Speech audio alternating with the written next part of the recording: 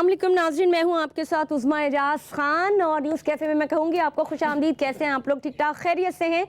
चलें जी, आज हम आपके साथ मौजूद हैं। हफ्ते का पहला दिन है। इस पहले दिन की गहमा गहमी का अहवाल तो आपको पता ही है क्या होता है, सड़कों पे क्या सूरत हाल होती है, आसपास क्या सूरत हाल होती है, लेकिन उठने का दिल नहीं चाहता, सच मानिए। क्योंकि जो हफ्ते का पहला दिन होता है, जब आप छुट्टी गुजार के आते हैं ना, तो आपकी आंखें खुल नहीं रही होती, बड़ी मुश्किल से उनको उठाने की कोशिश की जा रही होती है। और अगर वीकेंड आपका थोड़ा सा बिजी गुजरे, आपके घर में गेस्ट हो या आपने कुछ दावतें रखी हुई हो या आपको कहीं जाना हो, तो फिर तो एक जो आंख खुलने वाली जो नींद का पूरा होना ना बहुत ही ज़्यादा मुश्किल हो जाता है।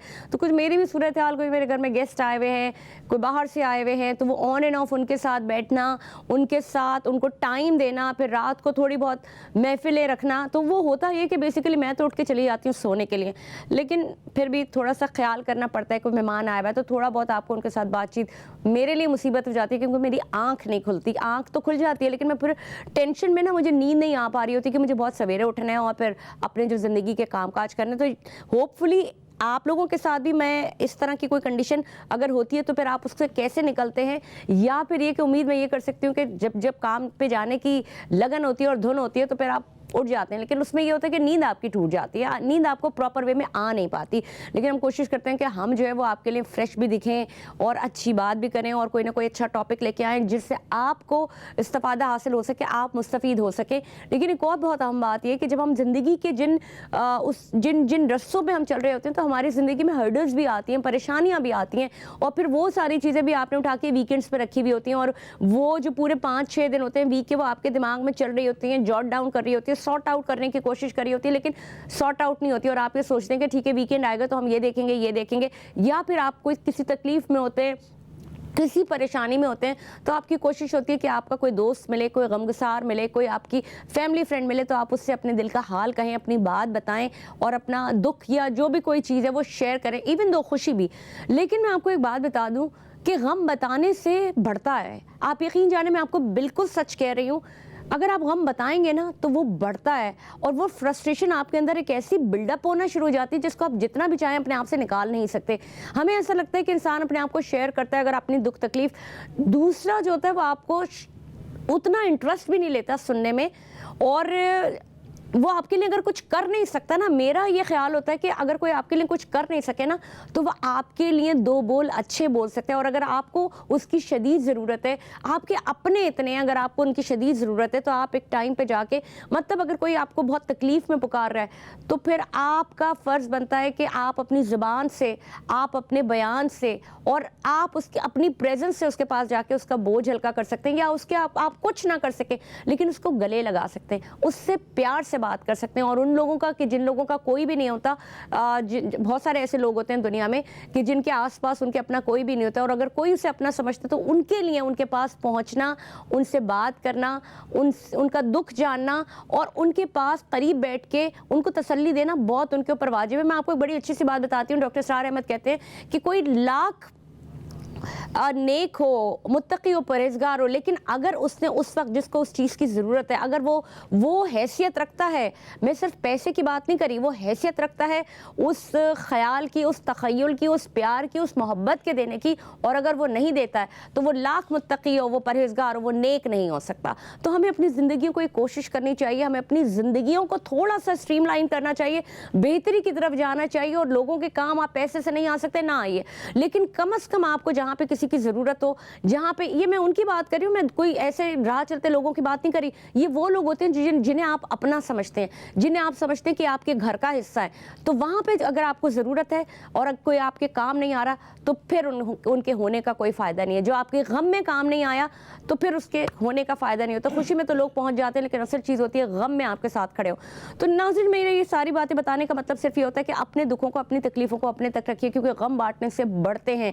जितना आप उससे रोकेंगे और जितना आप कंट्रोल करेंगे, और जितनी बातचीत, साइंस कहती है कि जो आपके अंदर चल रहा हो, अगर उसके ऊपर बातचीत आप कम से कम करेंगे तो जो वाइब्स होती हैं, आसपास की कायनात के ज़र्रे होते हैं, उसको आपकी ज़िंदगी से हटाने की कोशिश करते हैं। तो सोचें थोड़ा सा ज़रूर, और हम सब भी इसके ऊपर कोशिश करते हैं इम्प्लीमेंट करने की। जितना आप अपनी चीज़ों को लेके चलते रहेंगे उतना वो मल्टीप्लाई होती चली जाएंगी। तो ये एक छोटी सी बात है, उम्मीद है कि आप लोगों को समझ आई होगी और पसंद भी आई होगी। यहाँ अगर आज बात हम करें माशी सूरत हाल के کے حوالے سے چونکہ ہفتے کا پہلا دن ہے اور معیشت کے اوپر بات کرنا بڑا ضروری ہوتا ہے, اور معیشت کے حوالے سے کیا پازیٹیوٹی سامنے آ رہی ہوتی ہے اور کیا کچھ ہونے والا ہے اور کیا کچھ ہو چکا ہے اب تک, اس پہ ہم بار بار بات کرتے ہیں. اور جو مانیٹری پالیسی ابھی جو ریسنٹلی آئی ہے اس کے حوالے سے بھی میں اپنے مہمان گرامی سے بات کروں گی. لیکن جو لیٹسٹ اپڈیٹ میں آپ کو یہ بتاتی چلوں کہ دسمبر کے مہینے میں جو ہمارے وزیر خزانہ ان کا یہ کہنا ہے کہ 25 سے 26% مہنگائی رہے گی. اب یہ 25 سے 26% کا اسکیل کیا ہے یہ تو جو ایکسپرٹس ہیں وہ ہمیں بتائیں گے, کیونکہ آلریڈی مہنگائی بہت زیادہ بڑھ چکی ہے. آپ باہر جا کے اور بازار جا کے آپ دیکھتے ہیں تو آپ کو پتہ لگتا ہے کہ مہنگائی کا عالم کیا ہے.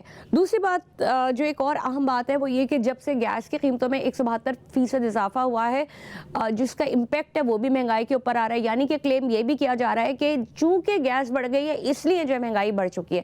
تیسری ایک اور بات یہ کہ جو گورنمنٹ ہے ان کا یہ کہنا ہے کہ جی صنعتیں بھی لگ رہی ہیں. مطلب مجھے سمجھ میں نہیں آ رہا ہوتا کہ صنعتیں بھی لگ رہی ہیں, قیمتیں جو بھی اوپر نیچے ہو رہی ہیں, پیٹرولیم مصنوعات نیچے ہوتی ہے تو پیٹرولیم مصنوعات اور کرائے کے اندر کمی کیوں نہیں ہوتی؟ اس کو کوئی کیوں نہیں چیک اینڈ بیلنس میں رکھتا ہے؟ عوام چیخ رہی ہے, رو رہی ہے, بلک رہی ہے, لیکن ان کو کوئی دیکھنے والا نہیں ہے. تو کیا یہ ڈیمانڈ اینڈ سپلائی کا مسئلہ ہے؟ عوام کی توقعات کے اوپر حکومت کو پورا کیوں نہیں اترا جاتا؟ یہ حکومت ان ٹرمز کے اوپر بات کیوں نہیں کرتی؟ اگر کریک ڈاؤن کے حوالے سے بات کریں, ڈالر کی قیمت نیچے آئی ہے, اس کے اوپر انہوں نے کریک ڈاؤن کیا, گولڈ فلکچویٹ ہو رہا ہے, آگے پیچھے ہو رہا ہے, لیکن جو جس کے اوپر کام کیا جا رہا ہے وہ تھوڑا بہت نظر تو آ رہا ہے ڈالر کے حوالے سے اگر بات کریں. لیکن پھر وہی بات آ جاتی ہے, قیمتوں میں کمی کیوں نہیں آ رہی؟ بھائی ڈالر نیچے آئے تو قیمت بھی تو کم کرو. اب اس کے اوپر ہی بہت ساری ایسی چیزیں جس کے اوپر بات کرنا بے انتہا ضروری ہے. میرے ساتھ میرے بہت ہی زبردست ایکسپرٹس موجود ہیں. معاشی تجزیہ کار ہے فاروق ڈاڈی صاحب, بہت بہت شکریہ فاروق صاحب آپ کے پروگرام میں شرکت کرنے کا. میرے ساتھ سید سعد شاہ موجود ہے, یہ بھی ایک تجزیہ کار ہے, اپنا تجزیہ دیتے ہیں, ان سے بھی جانیں گے. نوجوان نسل کو نمائندگی بھی کرتے ہیں اور یہ دیکھتے ہیں کہ اس وقت پاکستان کی صورتحال اکانومی کے حوالے سے کیا ہے. سعد آپ کا بھی بہت بہت شکریہ پروگرام میں تشریف آوری کا. سر میں سب سے پہلے آپ کی جانب آؤں گی, مجھے صرف یہ آگاہ کیجیے گا کہ یہ جو 25 سے 26% دسمبر کے حوالے سے بات کی گئی, یہ کیا ہے؟ یہ ہم تو یہ دیکھ رہے ہیں کہ مطلب مہنگائی کا زور ٹوٹ ہی نہیں رہا ہے, اور وہ 25 سے 26% مہنگائی کس شرح میں یہ بات کرتے ہیں؟ بسم اللہ الرحمن الرحیم. دیکھیں آلریڈی 48% انفلیشن ریٹ اس ملک میں چل رہا ہے, ٹھیک ہے, اور مزید 25% تو ہم تو ویسے ہی معاشی طور پہ تباہ و برباد ہو چکے ہیں. آپ کا بینک انٹرسٹ ریٹ 22%. اگر آپ یہ اسٹیٹ بینک کا مقرر کیا, آپ جب آپ بینک سے فیسلٹیز لیں گے تو آپ کو 23-24% پہ ملے گی. مجھے یہ بتائیں کہ ایسا کون سا کاروبار ہے جو آپ کو 22% ریٹرن آف پروفٹ دے؟ میں یہ اپنے ہر ٹاک شو میں یہ بات بہت سارے ٹاک شو میں کر چکا ہوں. آپ دیکھیں انڈسٹریز کا rate of return rate of profit جو ہے وہ صرف 7%, 7% ہے. تو یہ 22% آپ جو فیسلٹیز لے کے کون سا ایسا کاروبار کر سکتے ہیں جس میں کہ آپ حکومت کریں؟ تو ہماری بدقسمتی یہ ہے کہ ہمارے ملک کے حکمرانوں کو جہاں توجہ دینی چاہیے وہ دیتے نہیں ہیں. ان کو پچھلے کئی دہائیوں سے آئی ایم ایف سے جو چاہتا وہ مل جاتا ہے. اس کے پیچھے بھی ایک سیاست کا ایجنڈا ہے نا سر, وہ ایجنڈے کے اوپر ہی کام ہوتا ہے. تو یہ ادارے اگر آپ آئی ایم ایف کو یا ورلڈ بینک کو ہو تو ان کا بھی ایک اپنے معاشی اس کے حوالے سے مالیاتی اداروں کے علاوہ ان کا ایک بہت بڑا سیاسی رول ہے. یہ ہم کیوں نہیں سمجھتے؟ تو خیر اب دیکھیں آج ہم پہ قرضہ 125 ارب سے بھی ڈالر سے بھی زیادہ کا قرضہ ہو چکا ہے, ٹھیک ہے. پچھلی حکومتوں نے کیا کیا؟ یعنی کہ میں یہ 2018 سے پہلے کی بات کروں گا, صرف قرضے لیے, حکومتیں چلائی ہیں, کرپشن کیا ہے, منی لانڈرنگ ہوتی رہی ہے, ٹھیک ہے. اب آپ دیکھیں کہ ہم ایک زرعی ملک ہے, اور زرعی ملک ہوتے ہوئے ہم اجناس باہر سے امپورٹ کر رہے ہیں, اس لیے کہ ہمارے کاشتکار کے پاس پانی نہیں ہے.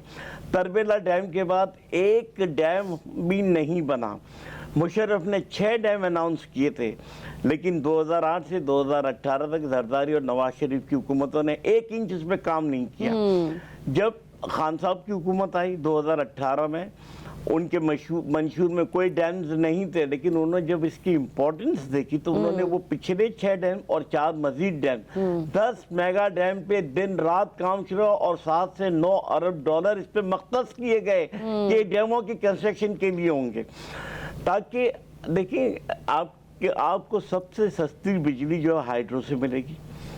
آپ کے کاشتکار کو پانی ملے گا, آپ بجائے اجناس امپورٹ کرنے کے آپ ایکسپورٹر بن جائیں گے, اور آپ کے یہاں جو آئے دن سیلاب آتا ہے وہ بھی رک جائے گا. تو بات یہ ہے کہ کالا باغ ڈیم سب سے سستا ترین, لیکن اس کو ایک سیاست کی سر نظر ایک کر پوری دہائی بچے جوان ہو گئے, ان کے بھی بچے ہو گئے. کالا باغ ڈیم سے ہم چل رہے تھے. سعد آپ مجھے بتائیے, صورتحال آپ دیکھ رہے ہیں, آپ نوجوان طبقے سے تعلق رکھتے ہیں, آپ مجھے بتائیں آپ کی میموریز میں جو بیسٹ میموریز ہیں, ہم پرانا نہیں جاتے کہ جی اگر پاکستان کو بنے ہوئے جی 70 دہائیاں ہو گئی ہیں یا جتنا ٹائم ہو گیا, یا جو ہم اس وقت کی بات کریں جب سے آپ نے ہوش سنبھالا, آپ کو کیا دکھتا ہے اکانومی کی صورتحال ہے کیا؟ ہمیں تو کبھی بھی کوئی اسٹیبلٹی والی بات جو کانوں کو آتی وہ تو نہیں آئی ہمیں. لیکن اگر وقت کی بات کریں تو جب سے میں نے ہوش سنبھالا ہے تو وہ پرویز مشرف کا دور تھا جی, جو مجھے لگتا ہے کہ بہتر تھا. اچھا, اس کے علاوہ جہاں تک بات اکانومی کی ہے تو ابھی میں جو جواب دے رہا ہوں اس سے ایک چیز تو واضح ہو جائے گی کہ ہم لون تک آئے کس طرح سے ہیں, ہم اس نوبت تک کیسے آ گئے. معاملات یہ ہیں کہ کسی بھی ملک میں جو ترقی یافتہ ممالک ہیں وہاں پہ پروڈکشن ہوتی ہے, لوگوں کی ریکوائرمنٹس کے حساب سے پروڈکشنز ہوتی ہیں, اس کے بعد کیونکہ ان کی ریکوائرمنٹس کے حساب سے ہوتی ہے تو کنزمپشن ان کو پورا ملتا ہے, کنزیومرز بائنگ کرتے ہیں, جہاں سے ہوتا ہے پروفٹ جنریٹ. تو جب پروفٹ جنریٹ ہونا شروع ہوتا ہے تو پروڈکشنز اور بڑھ جاتی ہیں, جب پروڈکشنز بڑھتی ہیں تو پھر وہ ایکسپورٹ کی طرف جاتے ہیں کیونکہ ان کے لوگوں کی نیڈ پوری ہو گئی. جس طرح سے جاپان بہت بڑا ایکسپورٹر ہے گاڑیوں کا, تو وہاں پہ آپ نے دیکھا ہوگا ان کے لوگوں کو گاڑی, وہاں پہ شاید ورک شاپ کی دکانیں بھی نہیں ہیں, وہاں پہ گاڑیوں میں کوئی کام ہے وہ چینج کر دیتے ہیں, تبھی تو وہ ایکسپورٹ کر رہے ہیں. جبھی تو یہاں آتی ہیں. پاکستان کی یہ کنڈیشن ہے کہ پاکستان میں جو اس وقت پروڈکشن ہے وہ ہے زیرو. ٹھیک ہے, جہاں تک بات ڈیمانڈ اینڈ سپلائیز کی ہے تو لوگوں کو کیا چاہیے اس سے کسی کو کوئی غرض نہیں ہے. لیکن سعد ابھی تو مسئلہ دوسرا بہت بڑا ہے نا, یہ تو ہمیں لوگوں کو کیا چاہیے والی بات تو بہت دور کی ہو گئی. میں ایک مثال آپ کو بتا رہی ہوں کہ جس وقت مطلب اللہ تعالیٰ جب اپنے بندوں کو غذا اور رزق کا وعدہ کیا ہے نا اس نے وہ دینے کے لیے, تو یہ اس کا کام ہے دینا. اس ملک میں رہتے ہوئے جو حکمران ہیں نا ان کا کام ہے بیسک کھانا, پانی, ہوا. اب میں آپ کو جو صورتحال بتاؤں اسموگ کے حوالے سے اگر بتاؤں کہ آپ یہ کہتے ہیں کہ جی یہ تو آفات ہیں جو موسمی تبدیلیاں ہوتی آ رہی ہوتی ہیں, لیکن کوئی نہ کوئی تو تدارک ہوتا ہے نا. اگر میں آپ کو اگر نمبر 8 بتاؤں نا ناظرین, تو میں آپ کو یہ بتاؤں کہ کل لاہور کا دوسرا نمبر تھا اور کراچی کا تیسرا نمبر تھا. میں آپ کو صرف وہ یہ ہر دن بتاتی ہوں آپ کو اسموگ کے حوالے سے, پولیوشن کے حوالے سے بتا رہی ہوں. موسم کی تبدیلی تو کیا آپ بہتر پریونشنز نہیں لے سکتے؟ بے شک جو موسم ہے وہ اللہ کی طرف سے ہوتا ہے, لیکن یہ جو اس کے اندر پولیوشن ہوتی ہے, جو اسموگ ہوتا ہے, یا باقی ادھر ادھر سے جو فضلے کی جو آپ کے چیزیں آ رہی ہوتی ہیں, آپ اس سے تو تدارک کریں. آپ کم از کم ملک کے لیے چیزیں تو کریں. آپ لاہور کی بات کریں, کراچی کی بات کریں, اتنا پلیوٹڈ ہے, طبیعت اتنی زیادہ خراب ہے. یہ وہ بیسک چیزیں جس کے اوپر کوئی بھی کسی بھی ملک کا انفراسٹرکچر چل رہا ہوتا ہے, ان کو بیسک کھانا آٹا, جس کے گھر میں صرف آٹا ہی بنتا ہے, یعنی کہ صبح کے وقت 2 روٹی بن گئی کھانے کے لیے تاکہ کام پہ جایا جا سکے, دوپہر کے وقت 2 روٹی بن گئی, چاہے وہ میں تو کہتی ہوں کہ دال بھی چھوڑ دیں, چاہے وہ پانی سے یا پیاز سے روٹی کھا رہا ہو, یا رات کے وقت وہ 1 روٹی کھا کے جو ہے وہ سو گیا. دودھ, دلیا, یہ سب چیزیں تو بہت دور کی بات, یہ بیسک چیزیں. ہم کس چیز کی بات کریں, کس چیز کا رونا روئے؟ یہ بیسک چیزوں کی نوبت اسی وجہ سے آئی نا کہ ظاہر سی بات ہے ڈیمانڈ اینڈ سپلائی کو جو ہے ہم یہیں سے ریلیٹ کریں گے. اس کی ایک وجہ یہ بھی ہے کہ جب ہمارے پاس پروڈکشنز نہیں ہوتی ہیں نا, جب ہمارے پاس جو ہے, اب آپ نے ایک چیز نوٹ کی ہوگی پاکستان کے اندر بزنس کی طرف لوگ نہیں جاتے. یوتھ کا میں نے اکثر ویڈیوز بھی بنائی ہے, میں نے یہی کہا ہے کہ پوری دنیا میں جو اکانومی سیٹ ہوتی ہے وہ بزنس کے بیہاف پہ ہوتی ہے, لیکن پاکستان کے اندر نوکریوں بالکل یہاں پہ ہمیں کیا ہوتا ہے کہ اگر ہم 9th میں ہوتے ہیں تو ہمیں کہا جاتا ہے کہ پھپھو کے بیٹے سے زیادہ پرسنٹیج آنی چاہیے. اگر ہم جو ہے وہ سیکنڈری لیول پہ جائیں یا پرائمری پہ جائیں, نام نہ لیا کریں, یہ جو مثالیں ہیں نا ناظرین, یہ میں تھوڑا سا ایلیمنٹ تھوڑا ایک مزاح کا شامل کر دوں. بیچاری پھپھو ویسے ہی بدنام ہے, پھپھو کو کیوں خالہ کیوں نہیں کہہ سکتے بھائی؟ وہ ایک یہ ہے کہ لوگوں کے مائنڈ میں ایک بیٹھا ہوا ہے نا.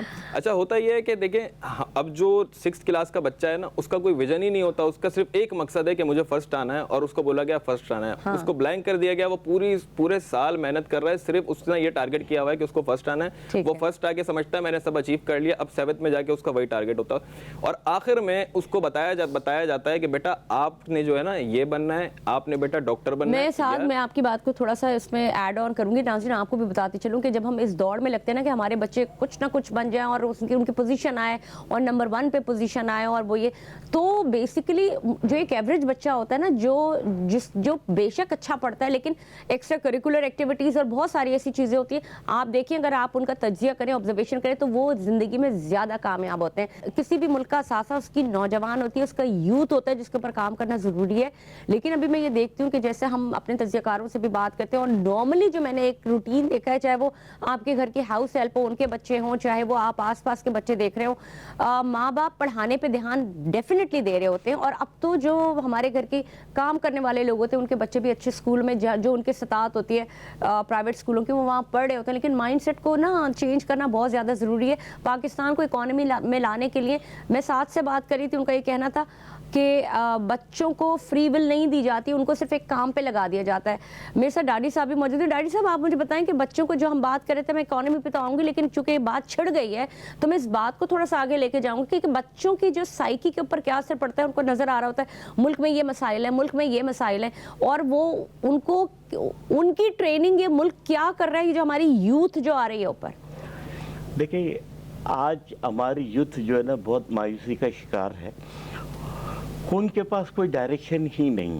ٹھیک ہے, چند فیصد لوگ جو اپر کلاس سے رہتے ہیں جو ہے وہ تو باہر جا کے اپنی ہائر اسٹڈیز وغیرہ کر لیتے ہیں, لیکن یہاں پہ جو پڑھ رہے, آج آپ دیکھیں کہ آپ کا سسٹم ایجوکیشن کا اتنا ناکارہ ہو چکا ہے, میٹرک سسٹم وغیرہ, تو لوگ او لیول اے لیول, اور اس مد میں آپ کا جو زر مبادلہ باہر جاتا ہے وہ اتنا بڑا ہے کہ آپ افورڈ ہی نہیں کر سکتے ہو.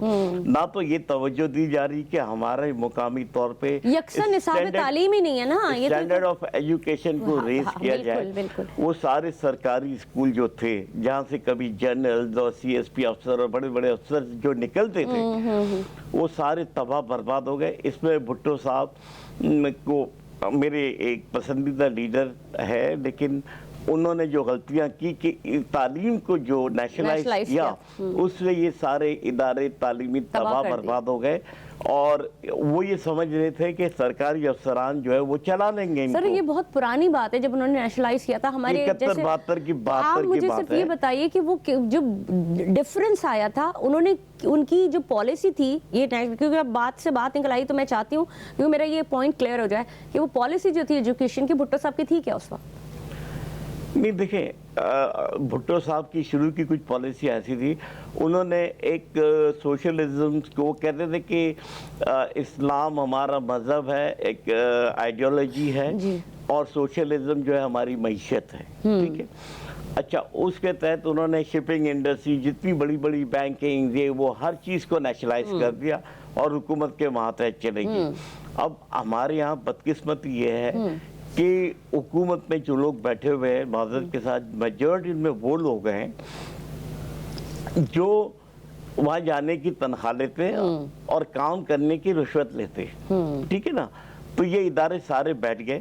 لیکن پھر بھٹو صاحب نے بہت تیزی سے ہیومن ریسورسز پہ کام کیا, اور عربوں کے پاس جو آئل نکلا وغیرہ, تو جب ہیومن ریسورسز کو ایکسپورٹ کیا وہاں سے ہم اٹھنا شروع ہوئے اور پاکستان میں سرمایہ کاری بھی آنا شروع ہو گئی, اور ہم پک اپ ہی کر رہے تھے. اور اس میں ان کو ایک غلط قسم کی پھانسی دے دی گئی ہمارے امریکہ بہادر کے کہنے کے اوپر. خیر وہ ایک الگ بحث ہو جائے گی. اب دیکھیں کسی بھی ملک کی معیشت کا جو دار و مدار ہوتا ہے 3 چیزوں پہ ہوتا ہے. ایک تو اس کے اپنے نیچرل ریسورسز کے اوپر جو کہ ہمارے پاس بے تحاشا ہے. دوسرا اس کی ہماری گورنمنٹ کو نہیں پتا, ان کو تو سب سے پہلے ہمارے پاس بے تحاشا ہے. میں آپ کو بتا رہا ہوں, دوسرا آپ کی ایکسپورٹ, تیسرا آپ کے جو ٹیکسیشن کا نظام ہے وہ. اب نیچرل ریسورس میں جیسے ریکارڈ ایک ہے جی, اتنا قیمتی سرمایہ, اتنی اچھی وہ ہے کہ میں کل عارف حبیب کو ایک چینل پہ سن رہا تھا, وہ کہہ رہے تھے کہ وہ جو گولڈ نکالتے انہوں نے کہا کہ ہم افریقہ میں جا کے پتہ نہیں کتنا نیچے جا کے ہم پیتل اور سونا نکالتے ہیں, जबकि पाकिस्तान बलूचिस्तान में तो ये सरफेस पे सामने है, तो क्या आप इसको नहीं कर सकते? तो कहने का मकसद ये कि हमारी बदकिस्मती है कि अगर हम लोन IMF से ऊपर लेवल पे लेते हैं और नीचे आवाम तक नहीं पहुंचते, उसके असरात या उसकी जो उसके फायदे नहीं पहुंचते, जबकि मकरूज आवाम होती है। ठीक है, बेनजीर भुट्टो का ये ऑन रिकॉर्ड 2 स्टेटमेंट थे कि बताओ वो 14 अरब डॉलर जो आपने वहां से लिए IMF से, वो कहाँ है? वो 5 अरब डॉलर आपने लिए, वो कहाँ है? तो कहने का मकसद ये है कि IMF तो आपको पैसे दे जा रहा था, इसलिए दे रहा था कि आपके न्यूक्लियर प्रोग्राम को कंट्रोल करना था। वो जनरल हमीद गुल का बयान ऑन रिकॉर्ड है इस मामले में कि आज आप अगर 70 अरब डॉलर के, तो वो ये चाहेंगे कि आप 100 अरब डॉलर पे हो जाए। इसी पूरी सूरत हाल पे आपके पास भी आऊंगी, लेकिन मैं आपसे ये जानना चाहती हूँ जो डाडी साहब बता रहे हैं, और जैसे कि उन्होंने हम प्रोग्राम से पहले भी बात कर रहे थे, गैस की कीमतों में 172 रुपए का इजाफा, और इधर 72% जी 72% इजाफा, और वो ये कहते हैं, कहने का जो गवर्नमेंट है वो कहती है कि 25 से 26% दिसंबर में महंगाई रहेगी। आप मुझे बताएं, लेकिन गैस की वजह से बढ़ेगी, ये क्या प्रोपोर्शन क्या है? असल में देखिए, किसी भी वजह से आप एक एग्जैक्ट फिगर तो दे ही नहीं सकते ना कि 25 से 26% महंगाई बढ़ेगी, जिस तरह से रिड्यूसिंग का आप नहीं दे रहे मतलब वो ये कह रहे हैं कि कम हुई है महंगाई, लेकिन वो ये भी कह रहे हैं कि गैस की वजह से बढ़ी है। मतलब ये अजीब से 2 स्टेटमेंट है। असल में देखें, अभी जो है माइनस में जा रहा है। जी बिल्कुल वही बात मैं आपसे, ये सारी चीजें जो हैं ये डमी है। अच्छा। जो हमें दिखाई जाती हैं, जैसे पेट्रोल पे 10 रुपए कम कर देते हैं फी लीटर, तो वो कमियां होती नहीं है, वो फिर 20 रुपए बढ़ भी जाते हैं बाद में। तो ये सारी चीजें वही इकोनॉमिकल क्राइसिस हैं, ये कभी खत्म नहीं हो सकते, क्योंकि जब एक मुल्क लोन के अंदर चला जाता है ना, अब जाहिर सी बात है उसको रिटर्न करना है, तो वो विद इंटरेस्ट करना है। अब मैं तो ये कहता हूँ कि अगर लोन किसी मुल्क ने लिया है, तो उस लोन से अगर वो जनरेशन करता है, प्रोडक्शन करता है, बिजनेस करता है, तो वहां से अगर 20% भी उस अमाउंट का निकाल रहा है, तो वो 10% इंटरेस्ट फिर भी रिटर्न कर सकता है। लेकिन यहाँ पे जब लोन आता है ना, तो वो खा जाते हैं पॉलिटिशियंस। ठीक है, भरती आवाम है किस सूरत में कि जब लोन को रिटर्न करने का टाइम होता है तो टैक्सेस बढ़ जाते हैं, डबल हो जाते हैं, महंगाई बढ़ जाती है। करेक्शन कर दूं, सिर्फ पॉलिटिशियन नहीं खाते, और भी बहुत सारे लोग हैं जो खा जाते हैं, ऊपर लेवल के। मतलब हम जिसको कह रहे हैं वो तो आवाम पे सी रही है ना, हम उसकी तो बात ही नहीं कर रहे ना, जो एलीट है उसकी तो बात। पॉलिटिशियंस के जमने में आ जाते हैं जो जिनकी आप बात कर रहे हैं। तो कहने का मकसद है कि सभी जो है खा रहे हैं। अच्छा मुझे एक बात बताएं, ठीक है आपने कहा, लेकिन मुझे एक बात बताएं, आप ये इंटरेस्ट फ्री और ये लोन फ्री प्रोग्राम आपके जहन में कोई है एज ए यूथ को अगर आप प्रेजेंट करते हैं तो? ऐसी कोई चीज आपके जहन में है? क्योंकि डैडी साहब को तो पता है। मैं तो कहता हूं कि इसकी हमें नौबत ही क्यों आ रही है? आ गई ना, अब मुझे बताएं इसको रिटर्न बैक कैसे होगा, यानी आप मुझे बताएं लोन फ्री पाकिस्तान कैसे बन सकता है? लोन फ्री पाकिस्तान सिर्फ इसी सूरत में बन सकता है कि पाकिस्तान को अपनी प्रोडक्शंस पे जोर देना होगा, क्योंकि पूरी इकोनॉमी इस पे ही बेस करती है। ये नहीं है तो कुछ भी नहीं है। स्पेशली सबसे मेन टारगेट जो है वो यूथ है, क्योंकि हमारी यूथ की मिसाल इस वक्त वैसी हो चुकी है कि वो घोड़ा है जिसके साइड पे आपने देखा होगा कि आंखों के पट्टियां लगी होती हैं, ताकि ना उधर का दिखे ना उधर, आप उसको इधर टर्न कर दो या आप उसको उधर टर्न कर दो। हमारी यूथ क्या कर रही है, उनके विजन्स क्या हैं? वो जो है वो सिर्फ टिकटॉक्स पे आ गए हैं। आपने देखा है कि आज के दौर में टिकटॉकर्स की वैल्यू जो वो एक सोफिस्टिकेटेड पढ़े लिखे शख्स से ज्यादा है। तो वो क्यों है? डिमांड एंड सप्लाई, लोगों को जो चाहिए वो वही है। अब वो टिकटॉकर्स जो हैं वो आ रहे हैं, वो मोए मोए कर रहे हैं, कोई जो है वो नाच रहा है और वो फेमस हो जा रहे हैं। बिल्कुल, मैं इसी पे आती हूँ। ये बड़ी अच्छी इन्होंने बात की है कि तालीम का मयार या लोगों का जो स्टेटस है, जो एजुकेशन स्टेटस है वो कहाँ है आज, और जो हमारी यूथ जिस जगह पे जा रही है, चाहे वो सोशल मीडिया के टिकटॉकर्स हो या और कोई अदर थिंग्स। मैं डाडी साहब के पास आऊंगी। डाडी साहब आप कुछ कहना चाह रहे थे तफसीलात, और मुझे ये भी, मैं चले पहले आप अपनी बात करें फिर मैं सवाल। देखिए, मौजूदा जो हमारे माशी हालात हैं तो बड़े गंभीर हैं, ठीक है ना। आज हमने वो काम करना है कि जिससे हम पे ना तो कोई इन्वेस्टमेंट का बोझ हो, बल्कि हमने हमारे नौजवानों को वो अपॉर्चुनिटी देनी है, उनको वो रोजगार फराम करना है और उस पर तवज्जो देनी, जिससे मुल्क दर मुबादला भी कमा सके और वो अपने आप को भी एक अच्छी लाइफ गुजार सके। यानी आप बिजनेस की जानिब इशारा? नहीं, मेरा इशारा आईटी की तरफ। अच्छा, आप देखिए सॉफ्टवेयर एक्सपोर्ट के ऊपर हमने नवाज शरीफ का जो दूसरा दौर था उस वक्त एक बहुत बड़ी अपॉर्चुनिटी हमने खो दी। अच्छा। ठीक है, اور اس وقت بل گیٹ یہاں پہ $35 ملین سے ایک یونیورسٹی قائم کرنا چاہ رہا تھا. ان کے 2 پاکستانی دوست آئے تو وزیر اعظم نے ملنے سے انکار کر دیا. اور یہی جو ارسطو صاحب ہیں انہوں نے آئی ٹی کے منسٹر تھے, ان سے جب انہوں نے ملاقات کی انہوں نے کہا کہ یہاں پہ مائکروسافٹ یونیورسٹی لگانا چاہتے ہیں, انہیں دو چیزیں چاہیے, ایک تو پائریسی اور دوسرا یہ کہ کاپی رائٹ, یہ 2 چیزوں پہ یہاں قانون سازی کر دیں. تو وہ کہتے ہیں کہ بل گیٹ کو کہو کہ مجھ سے بات کرے. اس کا نتیجہ یہ ہوا کہ بل گیٹ وہ یونیورسٹی انڈین پرائم منسٹر نے جب بات کی وہاں لے گئے. اس کے جب وہاں پہ یہ یونیورسٹی قائم کی مائکروسافٹ کی $35 ملین سے, تو بل گیٹ نے اناؤنس کیا کہ میں ہر سال $100 ملین گرانٹ دوں گا. اور 1 million Indian student batches wise Silicon Valley گئے, ٹریننگ لے کے آئے اور انہوں نے سافٹ ویئر ایکسپورٹ کرنا شروع کیا. اس کے نتیجے میں آج انڈیا $150 ارب کی سالانہ ایکسپورٹ کر رہا ہے آئی ٹی میں, ٹھیک ہے نا. اور مجھے یاد ہے کہ میری ڈاکٹر عارف الوی صاحب سے جب ملاقات ہوئی تھی جب ان کی گورنمنٹ تھی خان صاحب کی, تو انہوں نے کہا کہ میں روزانہ کی بنیاد پہ امریکہ زوم پہ ان پاکستانیوں سے, ان لوگوں سے امریکہ اور دنیا میں میٹنگ کر رہا ہوں تاکہ یہاں پہ زیادہ سے زیادہ آئی ٹی کا سیکشن یہاں ہے. اور اس کا نتیجہ یہ ہوا. اور خان صاحب, آپ نے دیکھا خان صاحب کے دور میں بل گیٹ خود چل کے پاکستان آیا. اس کا مطلب سمجھتے, کروڑوں نوکریاں یہاں پہ جنریٹ ہوتی, کروڑوں نوکریاں, میں لاکھوں کی بات نہیں کر رہا ہوں. وہی بات ہو گئی نا کہ انہوں نے جو اس وقت جو بھی حکمران تھے انہوں نے اس کو ذاتی حیثیت کا حصہ سمجھا اور انہوں نے کہا کہ نہیں جی وہ مجھ سے بات نہیں, حکمران کی نیت صحیح تھی. کون سی, یہ میں ابھی 2018 سے 21 کی بات کر رہا ہوں. لیکن کچھ لوگوں کو یہ ڈر تھا کہ اگر یہ نکل کے آگے, تو آپ کو امریکہ نے ایک وینٹیلیٹر پہ رکھنا ہے کہ آپ سانس لیتے رہے, نہ جی سکتے نہ مر سکتے, یہ آپ ذہن میں رکھیں.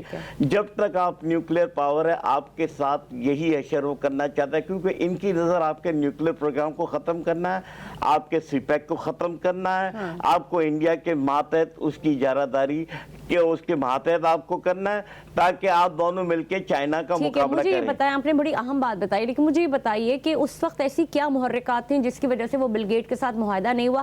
دوسری بات یہ کہ ٹھیک ہے نہیں ہوا اس وقت, نہیں معاہدہ نہیں ہوا, یہ نہیں چھوڑی میں یہ بات. دیکھیں بہت ساری چیزوں پہ ان کے ڈسکشنز ہوئے ہیں, اور آپ کو یہ میں بتاؤں کہ $75 ملین سے آپ کی ایکسپورٹ 2018 سے 21 میں تقریباً $2.5 ارب تک پہنچ گئی تھی. اور اگر خان صاحب کو اگلا مالی سال مل جاتا نا, تو آپ کی جی ڈی پی گروتھ جو تھی نا اس وقت اگر 6.48% تھی تو یہ 8% سے اوپر چلی جاتی. اس کی وجہ یہ تھی کہ آپ کا جو ٹیکسیشن کا جو نظام تھا وہ اتنا اچھا تھا کہ پاکستان کی تاریخ میں پہلی بار آپ نے اپنے ٹارگیٹ سے زیادہ اچیو کیا, لوگوں نے ٹیکسیشنز دیے. اب آپ دیکھیں نا, آپ کسی ریسٹورنٹ میں کھانا کھانے جاتے ہیں تو آپ سیل ٹیکس دیتے ہیں, لیکن وہ sale tax F B R میں جمع نہیں ہوتا. اگر 500 لوگ کھاتے ہوں گے تو 5 لوگوں کا جمع ہوتا ہوگا. اسی طرح جو فیکٹریاں ہیں جو پروڈکشن کری, صابن, تیل, گھی, چینی جو بھی بنا رہی ہے, ان تمام پہ وہ سیل ٹیکس وصول کرتے ہیں. لیکن بدقسمتی سے یہ sale tax F B R میں فیڈرل بورڈ آف ریونیو میں جمع نہیں ہوتا. ناظرین کو یہ بتاتا ہوں کہ جب ہم جتنے بھی جو امپلائی ہوتے ہیں جو جس جگہ کام کر رہے ہوتے ہیں, چاہے وہ چھوٹی فرم ہو یا بڑی فرم ہو, ایک خاص اماؤنٹ جہاں پہ کم پیسے کاٹ رہے ہوتے ہیں جو بھی کوئی ان کا, تو وہ ایف بی آر تک نہیں جاتی. بے شک آپ کو ٹیکس سرٹیفیکیشن مل جاتا ہے, لیکن کیا وہ جو رقم جو ٹیکس کی مد میں کاٹی ہوتی ہے وہ ایف بی آر تک جاتی ہے نہیں جاتی. اسی وجہ سے ملک ترقی نہیں کرتا, کیونکہ جو نوکری پیشہ لوگ ہیں ان کی تو تنخواہ سے ٹیکس جا رہا ہے, لیکن وہی میں بات آ جاتی ہوں تو پھر اس کا کیا حل ہے. انسان تو اپنا کام, اس ملک میں ایک سیکنڈ, اس ملک میں جو سب سے زیادہ ٹیکس دے رہا ہے وہ ہمارا نوکری پیشہ ہے, کیونکہ ایٹ سورس سے کٹ جاتا ہے. لیکن اب ایک سسٹم نافذ کیا تھا, track and tracing system industry میں لگانا تھا. 3 سال اس سے آرڈر کر کے اس کو روک دیا. جب اس کو نافذ کیا گیا تو ریجیم چینج کے تحت حکومت بدل دی گئی, तो कहने का मकसद ये कि ये वो तमाम चीज़ें थी जिससे आप इन तमाम इदारों को, जो फैक्ट्रीज को, इंडस्ट्रीज को टैक्स नेट में लेके आ रहे थे, उससे आपका FBR का टैक्स बढ़ता। क्योंकि FBR का टैक्स क्यों इम्पोर्टेंट है, इसकी वजह ये कि आपके कौमी बजट के अंदर 60% जो कंट्रीब्यूशन है वो FBR का है। अगर FBR में ही इतनी लीकेज ऑफ रेवेन्यू होगी तो आपकी इकोनॉमी कभी तरक्की नहीं कर सकती। यानी कि बिल्कुल। साद, आप मुझे ये बताइए, जैसे बड़ी टेक्निकल बात कर रहे थे, आपको भी समझ आ रही होगी, और मैं ये बात की मतलब हम सब अमली नमूना है इस बात का कि आप जिस जगह काम कर रहे होते हैं, बड़ी ऑर्गेनाइजेशन और छोटी, आपकी नौकरी से और आपकी तनख्वाह से वो एक परसेंटेज कट जाती है, फिर भी वो तबका महरूम है। तो एज ए यूथ आप क्या इसको सोचते हो? बिजनेस आप भी कर रहे हैं ना, क्या आप लोग टैक्स देते हैं और किस्मत में दे रहे होते हैं? हम बिल्कुल देते हैं। असल में सारा मसला है कि बैलेंस नहीं है। नौकरी पेशा अफराद वो दे या ना दे, वो उसने कटना है टैक्स। दे या ना दे, वो तो दे रहा है। और मैं वही तो कह रहा हूँ, वो तो कटना है ही है, उसकी सैलरी में से कटना है। तो नौकरी पेशा बंदा तो पहले परेशान है। अच्छा, बिजनेस की जहाँ तक बात है ना, तो बहुत बड़े बड़े ऐसे ब्रांड्स हैं जिनका मैं नाम नहीं ले रहा हूँ, वो टैक्स चोर हैं, बिल्कुल वो टैक्स नहीं देते। और ये टैक्स तो दूर की बात है, यहाँ पे हर बड़ा बंदा, इवन सरकारी मुलाजिम से लेकर जितने भी बड़े अफसरान हैं, ओहदेदार हैं, वो बिजली के बिल तक नहीं पे कर रहे होते। तो ये कि ना टैक्स दे के भी रिफंड करवा लेते हैं। ये जो बड़े जो है ना, वो टैक्स देते हैं और उसको भी रिफंड करवा लेते हैं। ये एक बड़ी अजीब। अब फिर मुझे एक बात बताएं, जब इस तरह की सूरत हाल होती है तो क्या मुल्क में महंगाई बढ़ेगी, नहीं बढ़ेगी? यही तो वो नाज़रीन बातें होती हैं कि जिसके ऊपर आप कहाँ तक आप हुक्मरानों को, मुझे समझ नहीं आता। इंफ्रास्ट्रक्चर इस मुल्क का बिगड़ा हुआ है, हर चीज ऐसा लगता है कि जैसे कोई नया नया मुल्क मारे से वजूद में आया है, जिसमें हम छोटे छोटे बौने हैं, पौधे हैं जो खुदरू पौधों की तरह उड़ते बढ़ते चले जा रहे हैं। रास्ते में खार है, कांटे हैं, मुसीबतें हैं, जंगली बिल्ले, जंगली जानवर इधर उधर आ रहे हैं, लेकिन एक खुदरू पौधे हैं जिनको पानी नहीं मिल रहा, खाद नहीं मिल रही, बस वो बड़े हो रहे हैं। तो फिर जाहिर है ना उनकी शक्ल निकलेगी ना रंग निकलेगा। ये मुसीबतें, परेशानियां तो आएंगी साथ। आप मुझे बताएं, अब जैसे कि हम जिसके ऊपर बात कर रहे थे, आप कह रहे थे लोन फ्री पाकिस्तान के हवाले से अगर बात की जाए, हम जिस फर्ज कर लें, आप छोड़ दें कि कौन इकोनॉमी बैठी, आप ये छोड़ दें कि कौन हुक्मरान है, आपके जहन में एज ए यूथ कौन सा कल्चर है पाकिस्तान की इकोनॉमी को स्ट्रॉन्ग करने का? यूथ को बिजनेस की तरफ जाना होगा। अच्छा, और ये एक बहुत बेहतरीन ऑप्शन है जो पाकिस्तान जो है वो लोन फ्री हो सकता है और प्लस में जा सकता है। और मैं तो ये समझता हूँ कि ये मेरा अपनी एक सोच है कि पाकिस्तान की जो ये हालत हुई है वो इस वजह से ही हुई है कि हमारी, क्योंकि मुल्क का मुस्तकबिल ही यूथ के ऊपर होता है। मांगना शुरू कर दिया हमारी यूथ को ही जो है इन लोगों ने बेकारी बना दिया है, क्योंकि यूथ कुछ नहीं कर पा रही है, कर सब कुछ रही है लेकिन फिर भी कुछ नहीं कर पा रही, उनके पास वसाइल नहीं है। और जो अपनी मदद आप करते हैं वो मजबूरन पाकिस्तान से बाहर जाके बैठे हुए हैं। अच्छा। तो अगर यूथ स्टेबल हो जाए, यूथ सही डायरेक्शन में आ जाए। अच्छा, मैं ये नहीं कहूंगा कि हमारी यूथ बहुत अच्छी है, यूथ भी हमारी जो है वो बहुत दूसरे मामलात में लग चुकी है, लेकिन कहीं ना कहीं इसमें जो है वो पेरेंट्स की भी गलती है, कहीं ना कहीं इसमें जो है वो तालीमी निज़ाम की भी गलती है। पेरेंट्स की ये गलती है कि जो लोग, मैंने मैक्सिमम देखा है कि बाकायदा बच्चे डिप्रेशन का शिकार हो जाते हैं क्योंकि उनको घर से प्रेशर होता है कि उन्होंने सीए करना है, लेकिन वो क्यों करे? आप हर बच्चे के अंदर एक एबिलिटी है। माँ बाप को तो ख्वाहिश है बच्चे ने सीए नहीं करना, टिकटॉकर बनना है, बनने दे, फिर लीव देम ना। हम अगर वो टिकटॉकर बनना चाहता है, बच्चे की एक पर्टिकुलर एज होती है। इस चीज पे भी एतराज है कि वो टिकटॉकर बन रहा है, तो आप मतलब किस चीज़ के? माँ बाप तो यही चाहते हैं कि काला तालीम याफ्ता इंसान बने, उनको गाइड। ये भी नेमत है कि माँ बाप गाइड कर रहे हैं, ये भी नेमत है। ऐसे भी ऐसे लोग हैं जिनको ये नहीं पता होता कि बच्चों को गाइडलाइंस दी क्या जाए। दुनिया में हर माँ बाप अच्छी जगह, अच्छी चीज़ के लिए बच्चे के लिए कोशिश करते हैं। वो देखते हैं कि जी फलाना बच्चा जो है वो सीए कर लिया, उसने उसके फाइनेंशियल स्टेटस बेहतर हो गया उसके, तो माँ बाप की ख्वाहिश होती है। क्यों इतने पुराने ज़माने में डॉक्टर इंजीनियर्स बनते थे, अभी आप कह रहे हैं कि नहीं जी लोग टिकटॉकर के, अगर वो टिकटॉकर से कमा रहे हैं, आप कह रहे हैं उसे फ्री माइंड दे दे, तो फ्री माइंड दे दिया ना।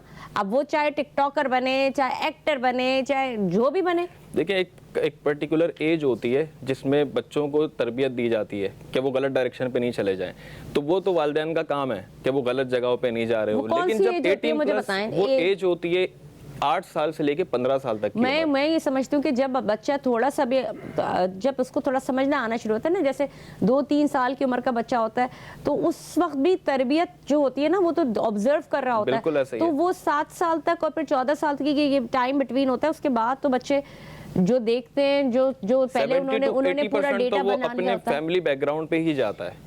अगर फैमिली आपने देखा होगा सोफिस्टिकेटेड पढ़ी लिखी है तो वो बच्चा भी पढ़ा लिखा होता है। अगर फैमिली जो है वो ऐसे ही है तो बच्चा वैसे ही होता है। मैं कहता हूँ कि 18 साल के बाद سے جو ہے نا بچوں کو آپ ایکسپلور کرنے دیں, وہ اپنے حساب سے وہ چلے گا, اس کو جو بہتر لگے گا وہ کرے گا. میں ایک بات اپنی ویڈیوز میں پہلے بھی کہتا آیا ہوں کہ کوئی وہ جاب کے حوالے سے بھی کہہ رہا ہوں کہ کوئی وہ کام نہ کرو کہ منڈے برا لگے, آپ کو سنڈے برا لگنا چاہیے, تو آپ سمجھنا کہ آپ صحیح جگہ پہ بیٹھے ہوئے. اچھا ڈاکٹر صاحب, میں ایک عام آدمی کے حوالے سے اگر ایک بات کرنا چاہوں, بچوں کی چونکہ بات ہو رہی ہے, بچے ہمارا مستقبل کا معمار ہے, مجھے ایک بات بتائیے, ویسٹ میں ہم نے دیکھا ہے کہ ہر بچوں کی چھٹیاں ہوتی ہیں, ان کو لازمی ہے کام کرنا, وہ لازمی, چاہے وہ ریٹیل کا کام کرے یا جو بھی کام کرے. ہمارے ہاں ہم یہ کہتے تو ہیں کہ نہیں جی بچوں سے آپ نے مشقت نہیں لینی, یہ نہیں کہ ہمارے ہاں اس کے اوپر بہت زیادہ زور دیا جاتا ہے, وہاں تو گورنمنٹ الاؤنس جو دیتی ہے وہ دیتی ہے, لیکن ان کے لیے مسٹ ہوتا ہے. مجھے بتائیں کہ چاہے بچہ 12 سال کا ہے یا 14 سال کا بچہ ہے, تو کیا اس کو خود سے بھی کچھ کام کرنے کا شوق ہونا چاہیے پڑھائی کے ساتھ ساتھ؟ دیکھیں کچھ اپنا خرچہ تو نکالے. ہمارا یوتھ اتنا مایوس ہے کہ آج وہ اپنے مستقبل کو ان سیاسی جماعتوں میں اپنا مستقبل ڈھونڈ رہا ہوتا ہے کہ شاید ہمیں یہ نوکری پہ لگا, ہم اس پارٹی کو جوائن کر لیتے ہیں ایز اے ورکر تو ہمیں یہ نوکریاں دلا دیں گے, ہمیں کہیں کنزیوم کر دیں گے, اور ہوتا ہے, اور ایسے لوگوں کو نوکریوں پہ لگایا جاتا ہے. بجائے یہ کہ ہم وہ سورسز ڈھونڈیں. آج کل اتنے مواقع ہیں کہ اگر آپ میں ملک نہیں تو آن لائن آپ چلے جائیں, آن لائن پہ آپ اپنے جو بھی موضوع ہیں اس کے اوپر آپ آرٹیکلز وغیرہ لکھیں, آپ بے تحاشا اس میں فورن ایکسچینج کما سکتے ہیں. صرف بات یہ کہ ان کو ایک گائیڈ لائن دینی, ایک ڈائریکشن دینی ہے. وہ ڈائریکشن جیسے انہوں نے کہا کہ 8 سال سے 15 سال, ماں باپ کے پاس بچہ کتنے گھنٹے رہتا ہے, 12 گھنٹے تو 8-10 گھنٹے تو اس کے سونے کے آپ نکال دیں, اس کے بعد وہ اپنے اسکول میں ہوتا ہے. ٹھیک ہے, تو ماں باپ اور ٹیچر جو اسکول کا ہے, کالج کا, اس پہ بچہ منحصر ہوتا ہے. یہ 2 جگہ سے اس کو ایک پراپر گائیڈ لائن چاہیے. لیکن یہاں پہ حالات ایسے ہو گئے ہیں کہ ماں بھی نوکری کر رہی ہے, باپ بھی نوکری کر رہے ہیں, تب جا کے آپ کا گھر چل رہا ہے. ایک کامن پاکستانی کی بات کر رہا ہوں میں. لیکن اب وہ بچہ جس کو نہ ماں باپ ٹائم دے پا رہے, ٹھیک ہے, تو وہ پھر بچہ ایک اگنورنس پہ اس پہ چلا جاتا ہے, وہ پھر اپنے موبائل پہ. لیکن سر میں تھوڑا آپ کو انٹرپٹ کروں گی, جو اس وقت کرپشن ہو رہی ہے وہ آج کا بچہ نہیں کر رہا, وہ بچہ کر رہا ہے, وہ کر رہا ہے جو 60 سال کا ہے, 70 سال کا ہے, جو 75 سال کا ہے, وہ کر رہے ہیں. سر وہ ان ماؤں کے بچے ہیں جن کے پاس ٹائم ہی ٹائم تھا, جو صرف کام ہی کام اپنے بچوں کی طرف. ہماری بدقسمت یہ ہے کہ ہمارے ملک کا قانون ہے لیکن قانون پہ عمل درآمد نہیں. پھر سر وہی تو بات ہے, جتنی بڑی کرپشن کرتا اس کو بہت اتنا بڑا عہدہ دے دیا جاتا ہے. تو یہ کس قانون کے تحت ہوتا ہے؟ آپ دیکھیں معین قریشی کا میں آپ کو مثال دے رہا ہوں کہ وہ ایک پاکستانی جس کے بعد نہ پاکستانی پاسپورٹ نہ شناختی کارڈ, امریکہ کے کہنے پر وہاں سے ٹریول کرتے ہیں اور یہاں پہ وزیر اعظم کی کرسی پہ بیٹھ جاتے ہیں. کس قانون کے تحت؟ تو ہم نے تو برطانیہ کی غلامی سے نکلے اور امریکہ کی غلامی میں آ گئے. تو ان کو آپ ڈینیل مارکی کی کتاب پڑھیں, ایک امریکن اسکالر ہے, 25 سال کی تحقیق کے بعد اس نے لکھا, اور اس نے جو حقائق پاکستان کے بارے میں لکھا, اس کی کتاب کا نام ہے نو ایگزٹ فرام پاکستان. اس نے جو حقائق بیان کیے ہیں, آپ اگر اسے دیکھیں تو آپ پڑھیں تو آپ بولیں گے کیا کہہ رہا ہے, اور حقیقت اس نے بیان کی ہے. تو کہنے کا مقصد ہے کہ ہم جو بھی ہمارے ہینڈلرز ہیں, جو اس ملک کے نظام کو دیکھ رہے ہیں اور چلا رہے ہیں, آج یہ سب ہماری تباہی کے ذمہ دار ہیں. نہ یہاں پہ سیاسی نظام کو پہ نپنے دیا جا رہا ہے, نہ یہاں پہ ہمارے کوئی سسٹم کو. دیکھیں نا, آپ کے جب تک سیاسی استحکام نہیں ہوگا آپ کا معاشی استحکام نہیں آئے گا, اور جب تک معاشی استحکام نہیں آئے گا آپ کے ادارے اور آپ کا سسٹم چل ہی نہیں سکتا. ٹھیک ہے, ساتھ انفراسٹرکچر کی بات ہو رہی ہے, جیسے کہ انہوں نے کہا کہ سیاسی استحکام نہیں آئے گا اور معاشی استحکام نہیں آ سکتا. ہم یہ آپ جس یوتھ کی بات کریں نا, وہ یوتھ ہے جو جلسوں میں پہنچنے کے لیے ایک بریانی کی پلیٹ کے اوپر پہنچ جاتی ہے.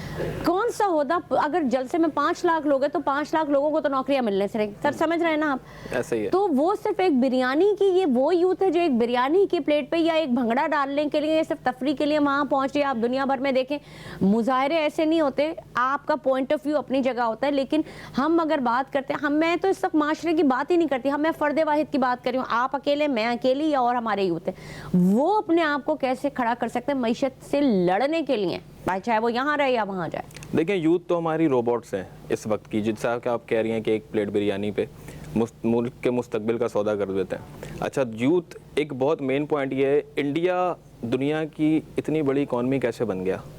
उसने जो है अर्निंग स्केल को डॉलर पे कन्वर्ट किया। इस वक्त जो हालात हमारे चल रहे हैं, हमारी यूथ को आईटी की फील्ड चाहिए, हमारी यूथ को जो अर्निंग है वो डॉलर में चाहिए। जब डॉलर्स मुल्क में आएंगे तो ही डॉलर्स का ये जो हमारे ऊपर बहरान है ये उतरेगा।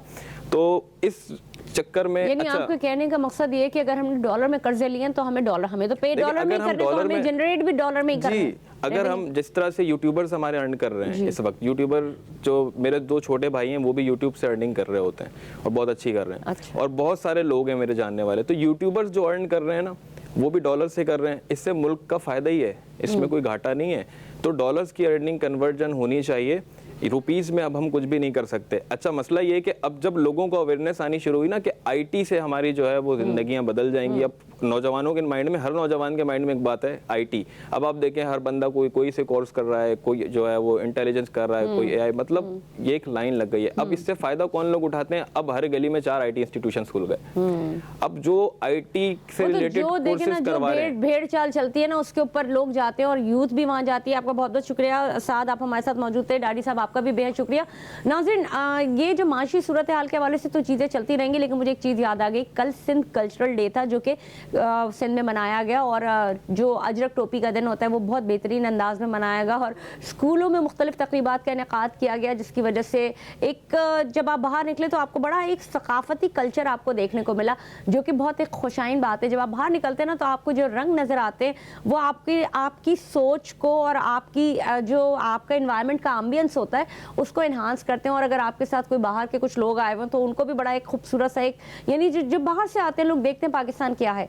तो नाज़रीन, आज के लिए हम आपसे इजाज़त चाहेंगे, और बात अगर हम न्यूज़ कैफ़े के हवाले से करें तो कल आपसे फिर मुलाकात होगी एक नए टॉपिक के साथ, नए मेहमानों के साथ। देखते रहिए न्यूज़ कैफ़े। मैं हूं उज़मा एजाज खान। अल्लाह हाफ़िज़। पाकिस्तान जिंदाबाद।